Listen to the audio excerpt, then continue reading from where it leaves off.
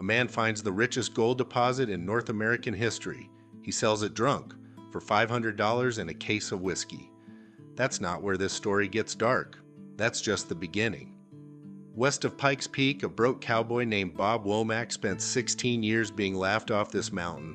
No education, no backing, just a gut feeling about the volcanic rock under his boots, a dull gray mineral everyone else mistook for worthless stone. He was right. The whole valley was sitting on $500 million in gold. Then came the celebration. The whiskey flowed. And sometime that night, Womack signed away the claim. $500. A case of whiskey. The men who bought it became millionaires. Womack died broke 19 years later. Modest grave. Nobody at the funeral who got rich off his land. That's Cripple Creek's first law, and it never changed. Before we dive into this mysterious town's sinister plan, hit the like button so we can keep digging up gritty stories from the Wild West. Within a year, 50,000 people were crammed onto a mountain plateau at 10,000 feet.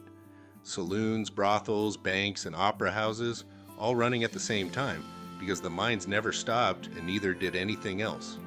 2 fires in 4 days in 1896 burned more than half the city to ash. The first started when a bartender and his dance hall girl got into it.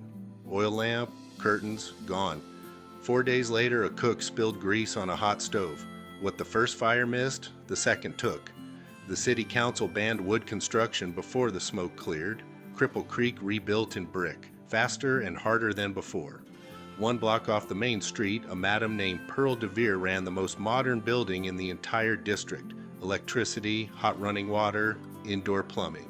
Things the banks and law offices on the respectable street didn't have.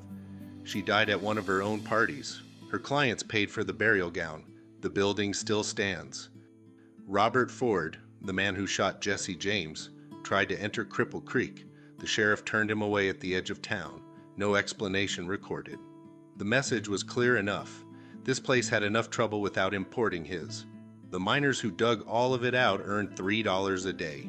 The men who owned the mines built mansions 18 miles down the mountain where the air was thicker and the winters shorter. That gap was always there, and eventually someone decided to do something about it.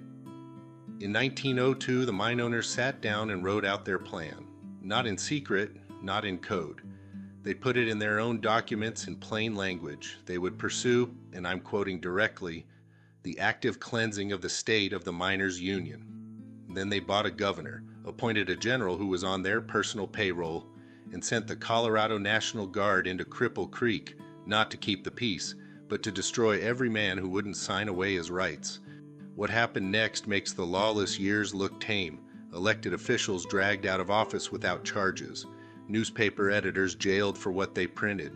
Children arrested for mocking soldiers in the street. 230 men loaded onto trains and dumped across the state line. Their families left behind with nothing. No income, no housing, no recourse.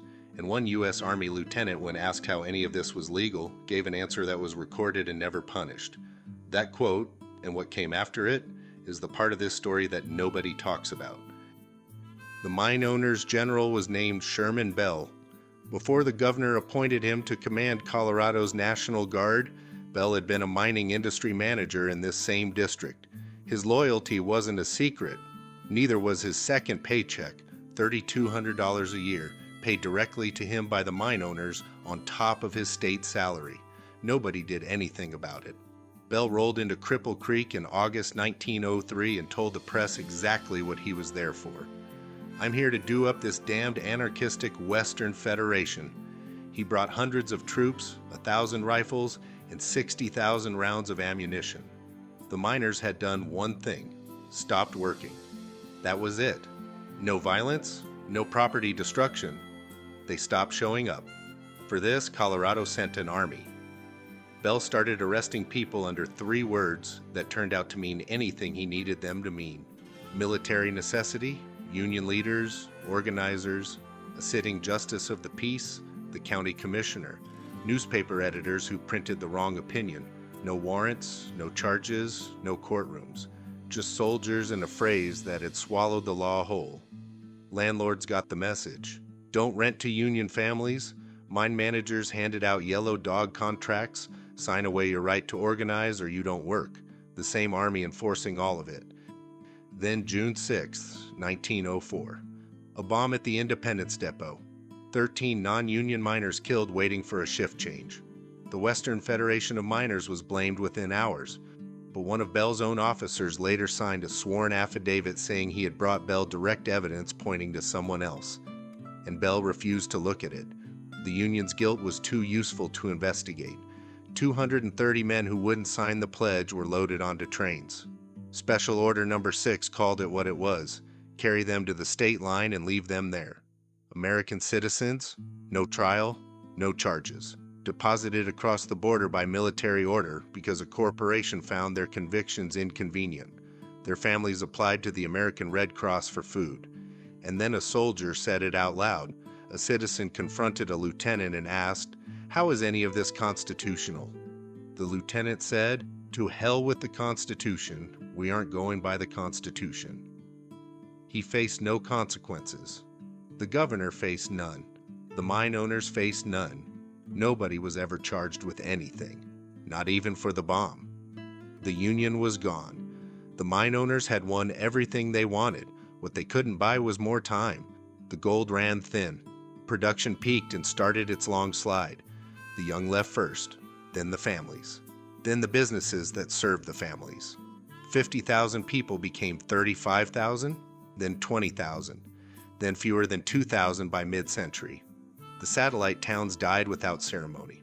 Altman, Independence, Goldfield, Anaconda, one by one emptied and left. Furniture stayed in houses because hauling it down the mountain cost more than it was worth. Shelves in stores still held inventory. The head frame stood over silent shafts for decades, too heavy to move, too useless to matter. The mountain that swallowed a city was eventually swallowed itself. In 1995, open pit operations began, cyanide leach processing to pull traces of gold too small to see. The pit is now 2 miles across, visible from space. The workers running it are protected by labor laws that exist in direct lineage from every demand the Western Federation of Miners made in 1903. Every right those miners were deported for asking about. The fundamental transaction hasn't changed. There's value in the rock. The rock gets taken. When it's gone, so is everyone who came for it. What's left is a national historic landmark with a casino in it, an open pit where neighborhoods used to be, and the grave of a cowboy who found the gold and died with nothing. Bob Womack's gravestone is modest. That was always the plan. For more dark tales from the Wild West, subscribe and check out the video below.